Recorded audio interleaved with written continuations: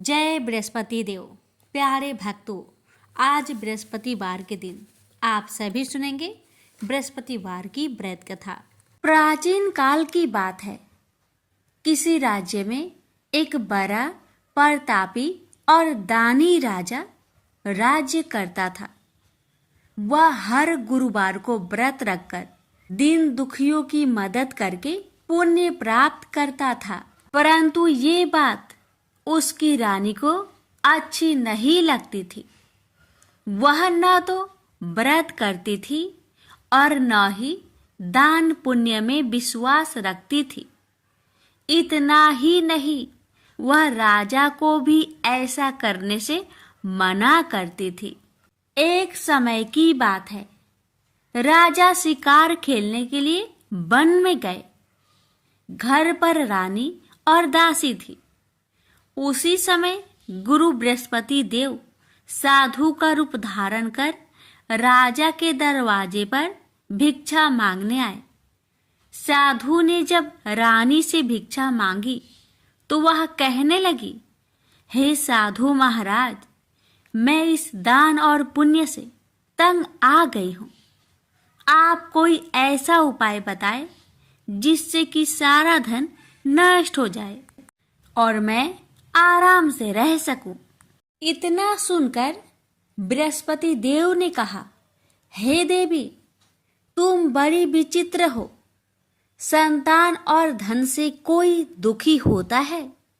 अगर अधिक धन है तो उसे शुभ कार्यों में लगाओ, कुंवारी कन्याओं का विवाह कराओ, विद्यालय और बाग बगीचे का निर्माण कराओ, जिससे तुम्हारे दोनों लोग सुधरे। परंतु साधु की इन बातों से रानी को खुशी नहीं हुई। उसने कहा कि मुझे ऐसे धन की आवश्यकता नहीं है जिसे मैं दान दूं और जिसे संभालने में मेरा सारा समय नष्ट हो जाए। तब साधु ने कहा, अगर तुम्हारी ऐसी इच्छा है तो मैं जैसा तुम्हें बताता हूँ तुम वैसा ही करना। गुरुवार के दिन तुम घर को गोबर से लिपना, अपने बालों को पीली मिट्टी से धोना, राजा से हजामत बनाने को कहना, भोजन में मांस मदिरा का प्रयोग करना, कपड़े धोबी के यहाँ धुलने देना। इस प्रकार 7 बृहस्पतिवार करने से तुम्हारा समस्त धन नष्ट हो जाएगा।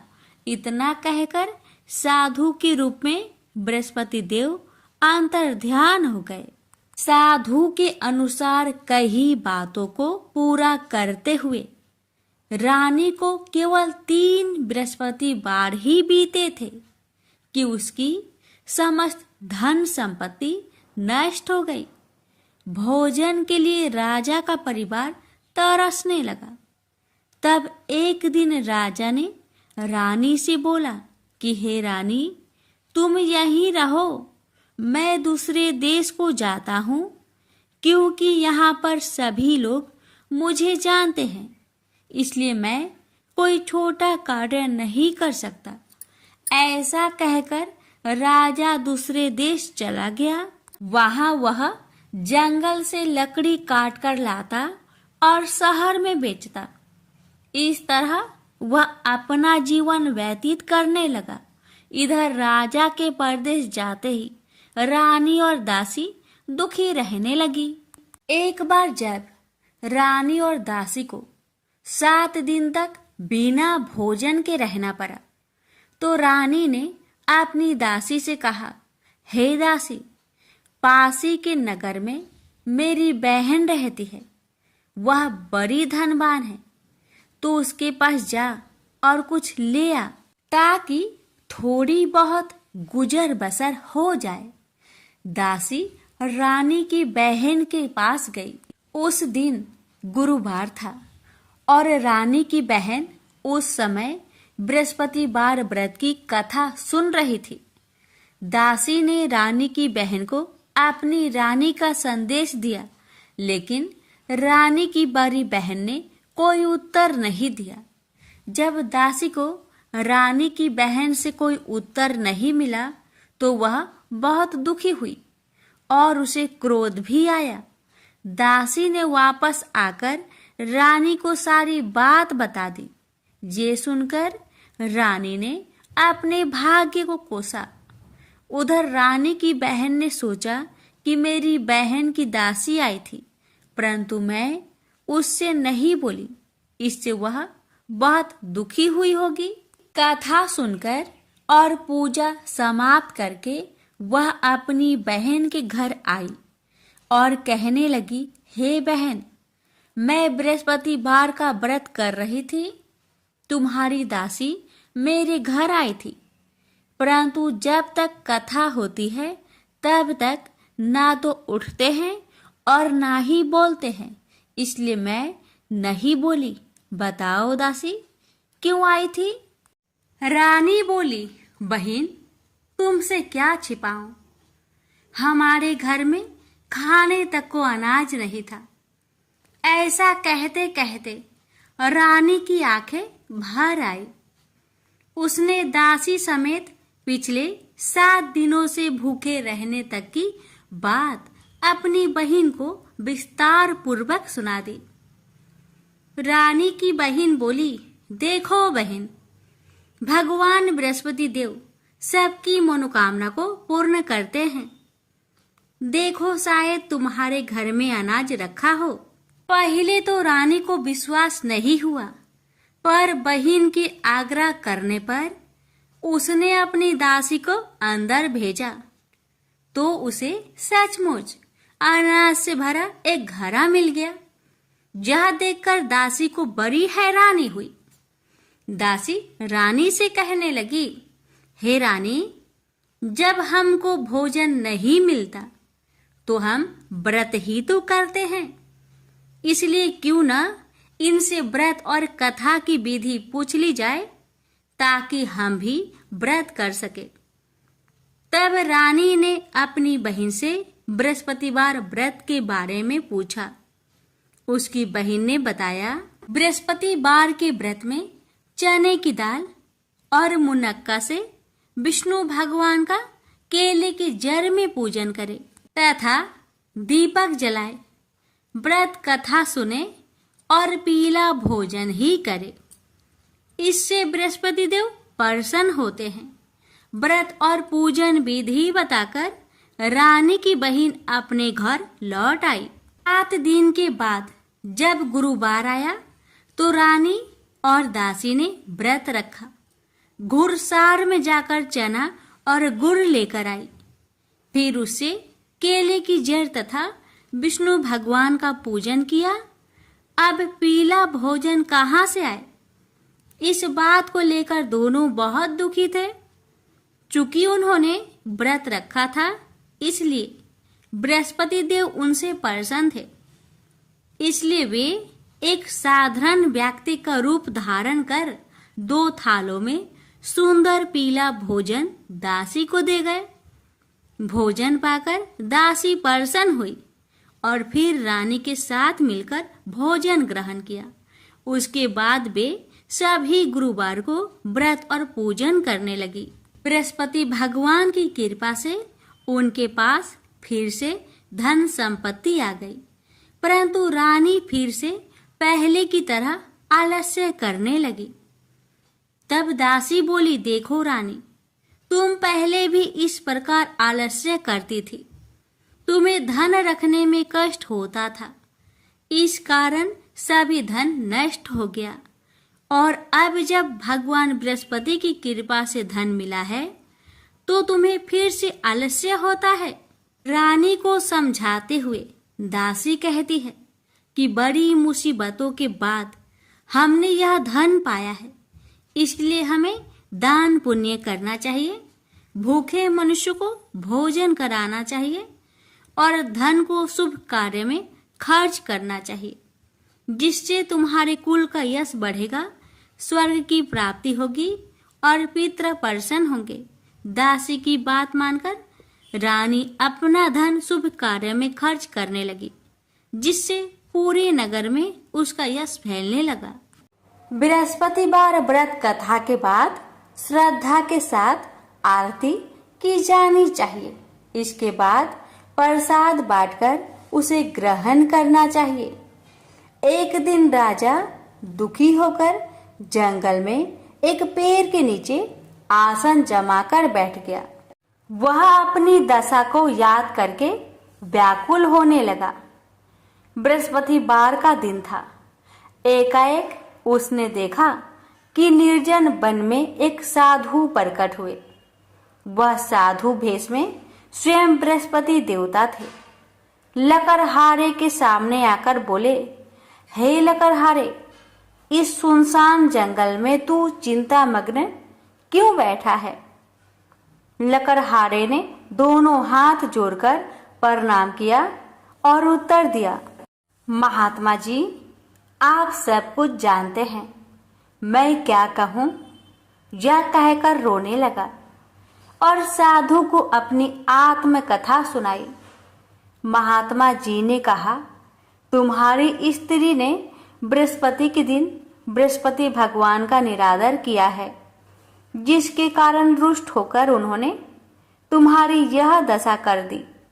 अब तुम चिंता को दूर करके मेरे कहने पर चलो तो तुम्हारे सब कष्ट दूर हो जाएंगे और भगवान पहले से भी अधिक संपत्ति देंगे। तुम बृहस्पतिवार के दिन कथा किया करो। 2 पैसे के चने मुनक्का लाकर उसका प्रसाद बनाओ और शुद्ध जल से लोटे में शक्कर मिलाकर अमृत तैयार करो।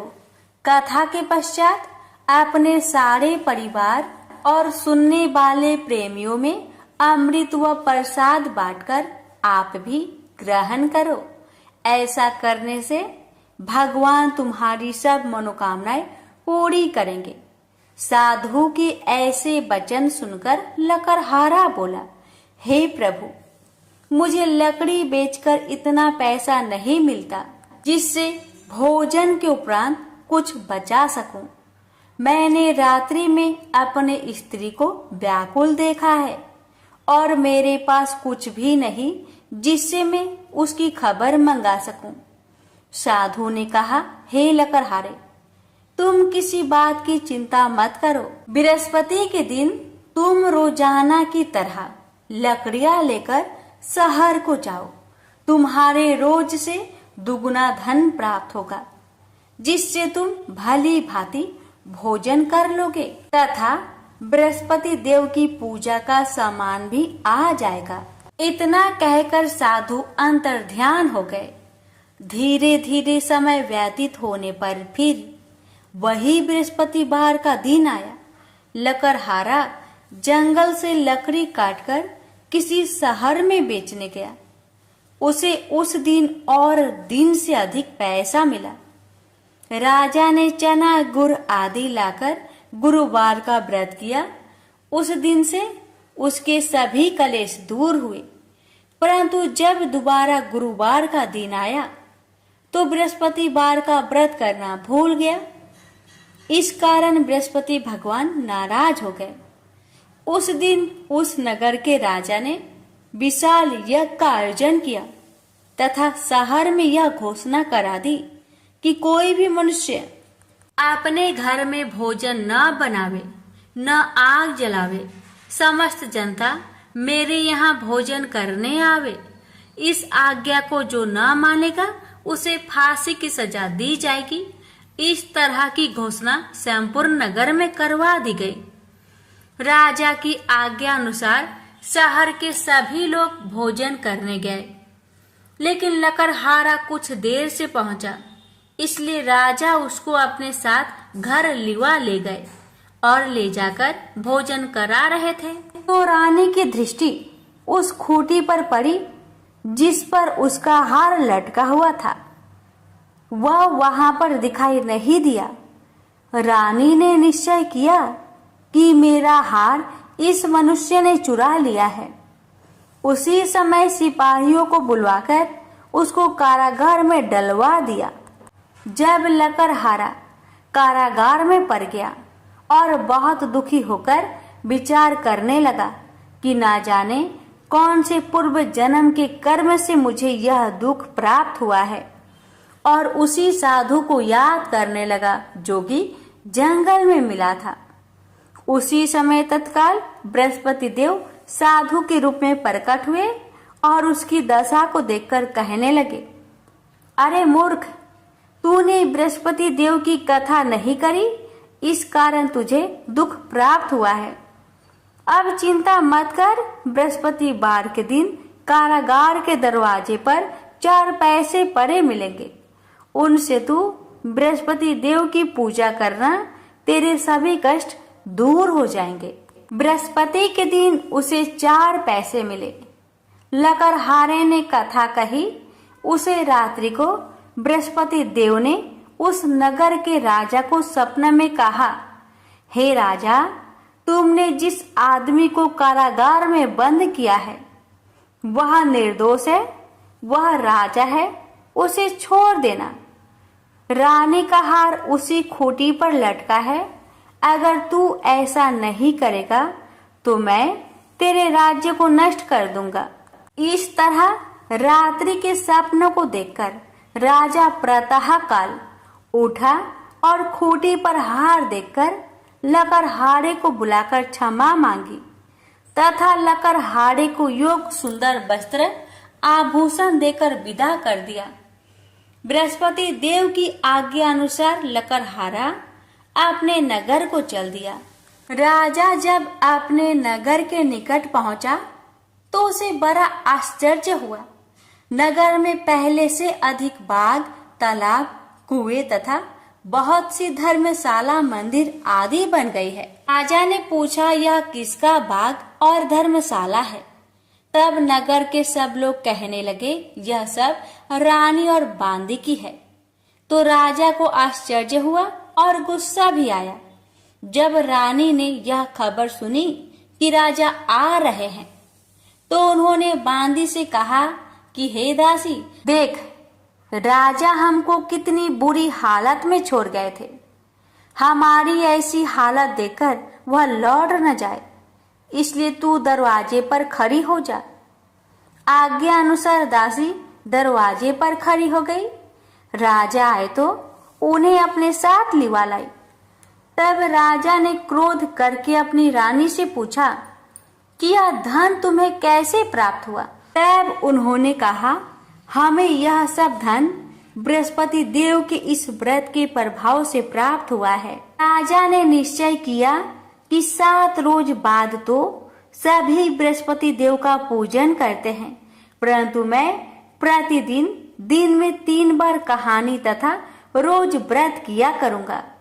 अब हर समय राजा ने दुपट्टे में चने की दाल बांधी रहती तथा दिन में 3 बार कहानी कहता। एक रोज राजा ने विचार किया कि चलो अपनी बहन के यहाँ हो आवे। इस तरह निश्चय कर राजा घोड़े पर सवार हो अपनी बहन के यहाँ को चलने लगा। मार्ग में उसने देखा कि कुछ आदमी एक मुर्दे को लिए जा रहे हैं। उन्हें रोककर राजा कहने लगा, अरे भाइयों, मेरी बृहस्पति देव की कथा सुन लो। वे बोले, लो, हमारा तो आदमी मर गया है, इसको अपनी कथा की परी है। परंतु कुछ आदमी बोले, अच्छा कहो, हम तुम्हारी कथा भी सुनेंगे। राजा ने दाल निकाली और जब कथा आधी हुई थी कि मुर्दा हिलने लग गया और जब कथा समाप्त हो गई तो राम राम करके मनुष्य उठकर खड़ा हो गया। आगे मार्ग में उसे एक किसान खेत में हल चलाता मिला। राजा ने उसे देख और उससे बोले, अरे भैया, तुम मेरी बृहस्पतिवार की कथा सुन लो। किसान बोला, जब तक मैं तेरी कथा सुनूंगा तब तक 4 हरैया जोत लूंगा। जा अपनी कथा किसी और को सुनाना। इस तरह राजा आगे चलने लगा। राजा के हंसते ही बैल पछाड़ खाकर गिर गए तथा किसान के पेट में बड़ी जोर का दर्द होने लगा। उस समय उसकी माँ रोटी लेकर आई। उसने जब यह देखा तो अपने पुत्र से सब हाल पूछा और बेटे ने भी सभी हाल कह दिया।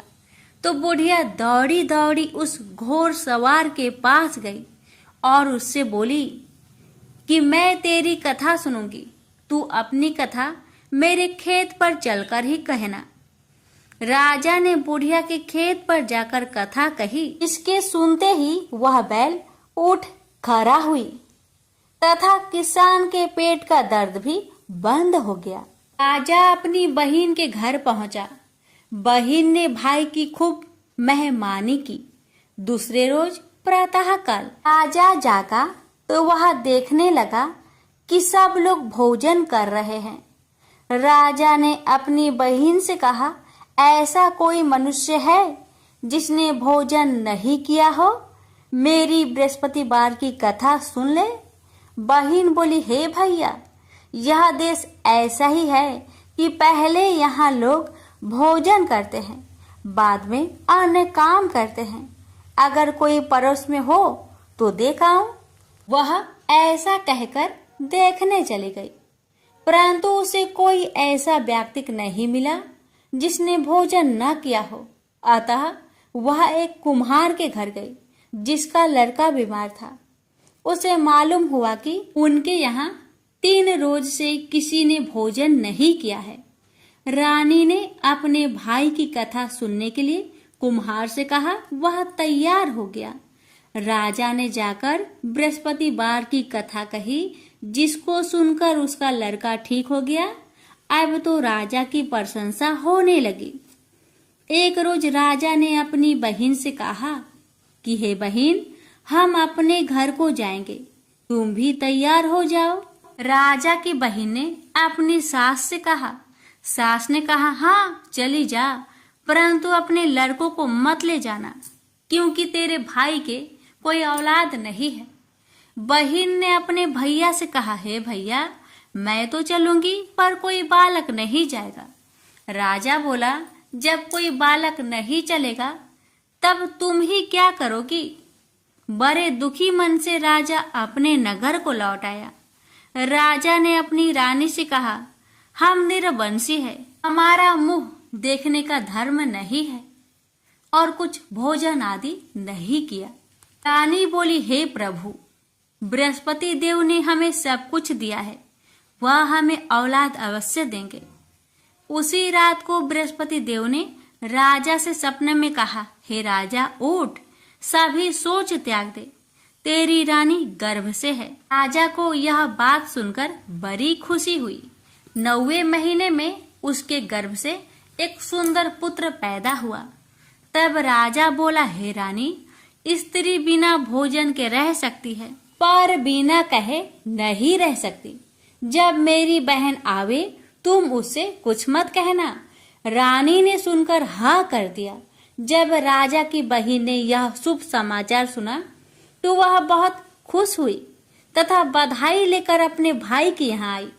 तभी रानी ने कहा, घोड़ा चढ़कर तो नहीं आई, गधा चढ़ी आई।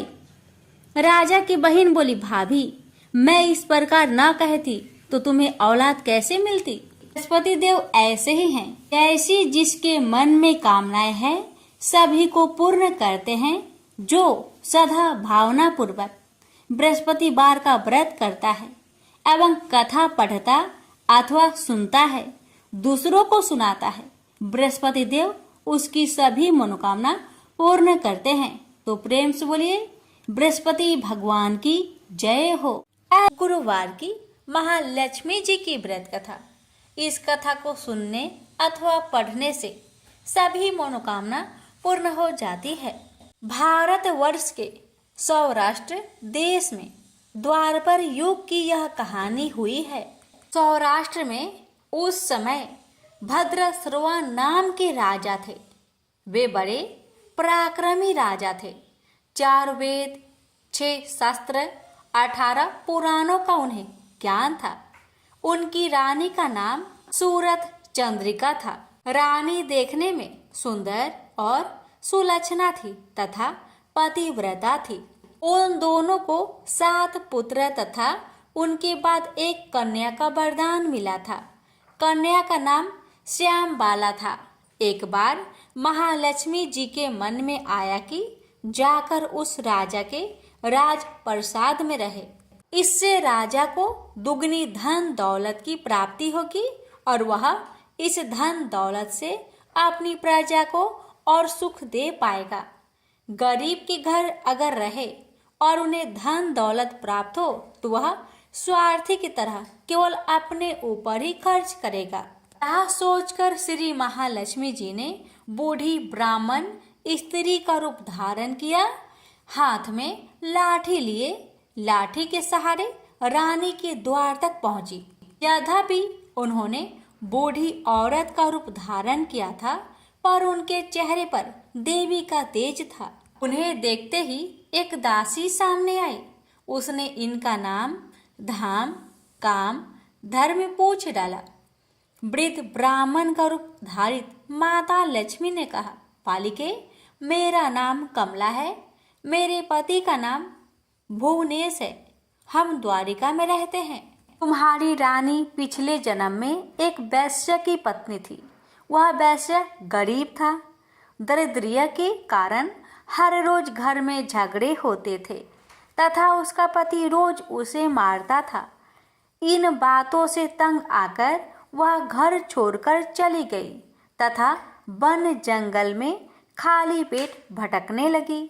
उसकी इस दुर्दशा पर मुझे दया आई, तब मैंने उसे सुख संपत्ति देने वाली श्री महालक्ष्मी जी की कथा सुनाई। मेरे कहने पर उसने श्री महालक्ष्मी जी का व्रत किया। श्री महालक्ष्मी जी प्रसन्न हुई, उसकी गरीबी दूर हुई, उसका घर संसार दौलत संतति संपत्ति से भर गया। बाद में पति पत्नी दोनों परलोक सिधारे। लक्ष्मी व्रत करने के कारण वे लक्ष्मी लोक में रहे। उन्होंने जितने साल महालक्ष्मी जी का व्रत किया उतने हजारों साल उन्हें सुख भोग मिला। इस जन्म में उनका जन्म राजघराने में हुआ है, परंतु वह श्री महालक्ष्मी जी का व्रत करना भूल गई है। उसे यह याद दिलाने मैं यहाँ आई हूँ।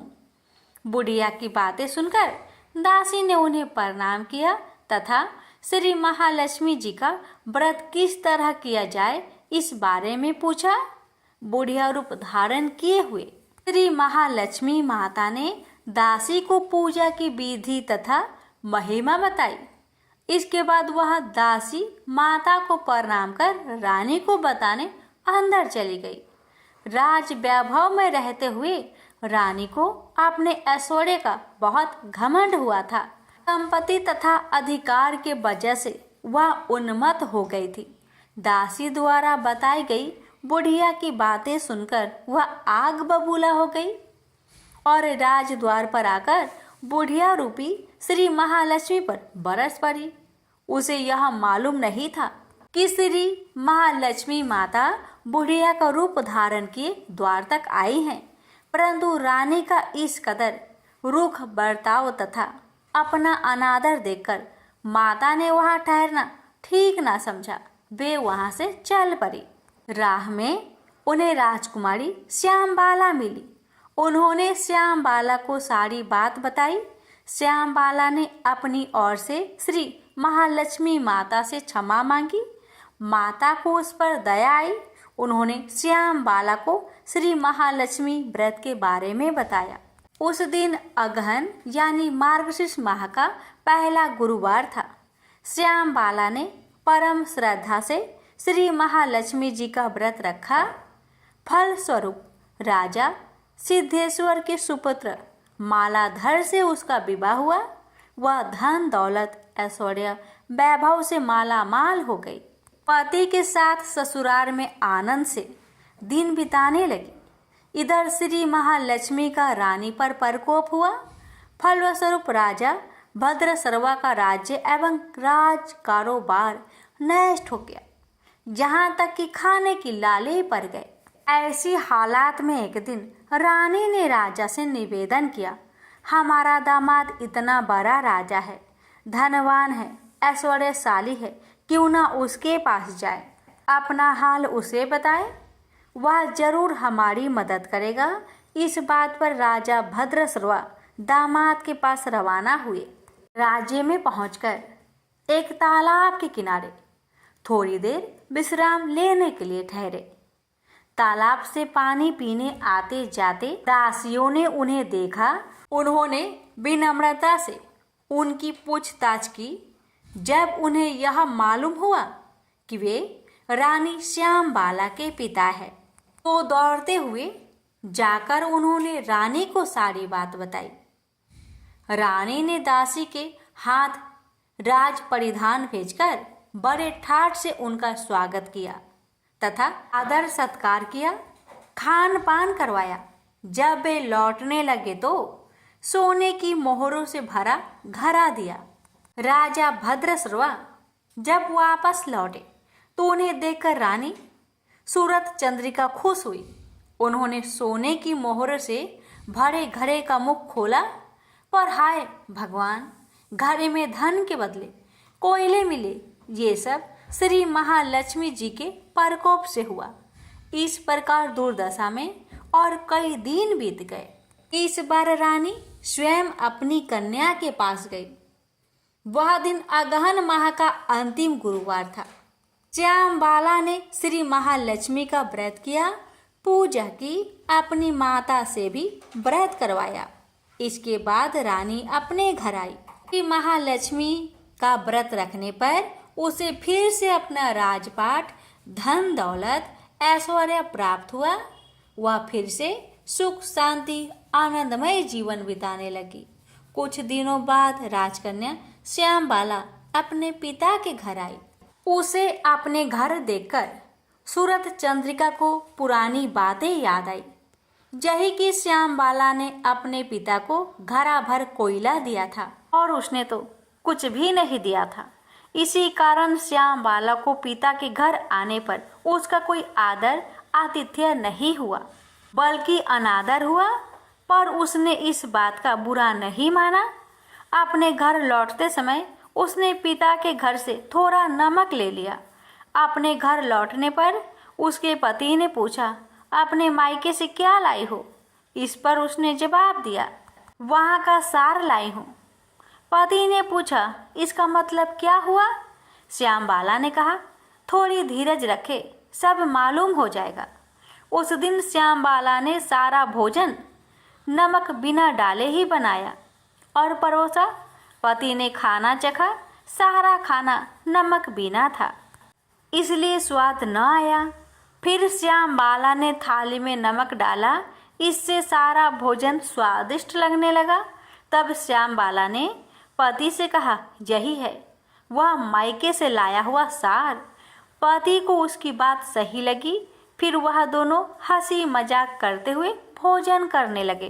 कहा गया है कि इस तरह जो कोई श्रद्धा भाव से श्री महालक्ष्मी जी का पूजा करे, उसे माता की कृपा प्राप्त होती है, सुख संपत्ति शांति प्राप्त होती है, सभी मनोकामनाएं पूरी होती है।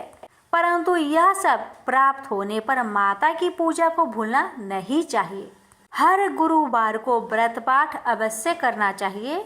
इस तरह श्री महालक्ष्मी जी की महिमा भक्तों की मनोकामना पूरी करती है। प्रेम से बोलिए लक्ष्मी माता जी की जय। हे माँ, आपकी कथा कहने वाले पर, सुनने वाले पर, हुक्कार भरने वालों पर अपनी कृपा सदा सर्वदा बनाए रखना, घर में सुख शांति बनाए रखना, भक्तों की हर मनोकामना को पूर्ण करना। बोलिए महालक्ष्मी माता जी की जय।